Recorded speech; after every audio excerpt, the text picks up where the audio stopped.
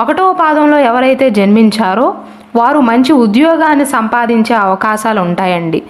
దైవ భక్తులుగా కూడా చెప్పవచ్చు. సంస్కృతి సాంప్రదాయాలను బాగా ఆచరిస్తారు. తెలివైన వారు, మృదువుగా మాట్లాడతారు. కానీ కచ్చి తీర్చుకునే స్వభావం అండి ఒకటో పాదంలో జన్మించిన వారిది.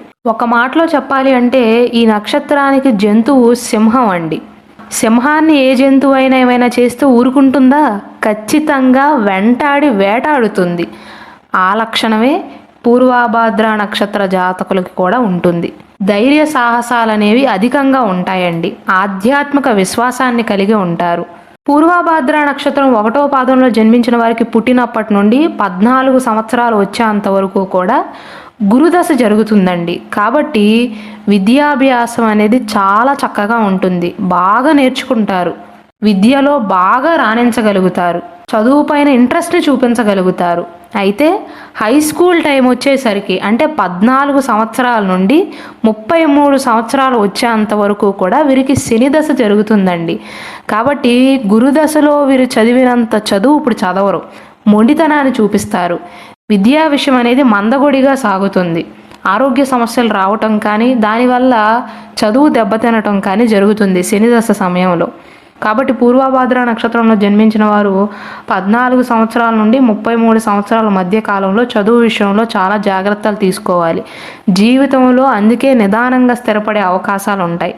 మళ్ళీ 33 సంవత్సరాల నుండి 50 సంవత్సరాలు వచ్చేంతవరకు అంటే మధ్యలో ఉన్న 17 సంవత్సరాల కాలం అనేది వీరికి బుధదశ జరుగుతుందండి. కాబట్టి కొంత ఉపశమనంగా ఉంటుంది. ఈ సమయం అనేది వీరికి చాలా చక్కగా యోగిస్తుంది. అభివృద్ధి పదంలో అడుగులు వేస్తారు. బాగా సంపాదిస్తారు. బాగా సెటిల్ అవ్వగలుగుతారు. చక్కటి సంతానం కలిగే అవకాశాలు ఉంటాయి. మళ్ళీ 50 సంవత్సరాల నుండి 57 సంవత్సరాల మధ్య కాలంలో మధ్యలో ఉన్న 7 సంవత్సరాలు కూడా కేతు దశ జరుగుతుంది. కాబట్టి మళ్ళీ చిన్న చిన్న సమస్యలను ఎదుర్కొంటారండి. నెత్తిన ఎక్కువగా బాధ్యతలు పడతాయి. కుటుంబ బాధ్యతలు కాస్త భారంగా మారతాయి. 57 సంవత్సరాల తర్వాత నుండి జీవితం అనేది చాలా సుఖంగా సాగిపోతుందండి. 77 సంవత్సరాల వరకు శుక్రదశ ఉంటుంది. కాబట్టి ఈ శుక్రదశ అనేది 20 సంవత్సరాలు ఉంటుంది. కాబట్టి జీవితం అనేది చాలా సుఖంగా సాగిపోతుంది. 57 సంవత్సరాలకే వీరు రిటైర్ అయ్యే అవకాశాలు ఉంటాయి. వృద్ధాప్య జీవితం అనేది చాలా చక్కగా సాగిపోతుంది. అయితే మీరు జాగ్రత్తలు తీసుకోవాల్సిందల్లా 14 సంవత్సరాల నుండి 33 సంవత్సరాల మధ్య కాలంలోనండి. ఈ మధ్యలో ఉన్న 19 సంవత్సరాలు మీరు కష్టపడితే జీవితం అంతా సుఖపడతారు.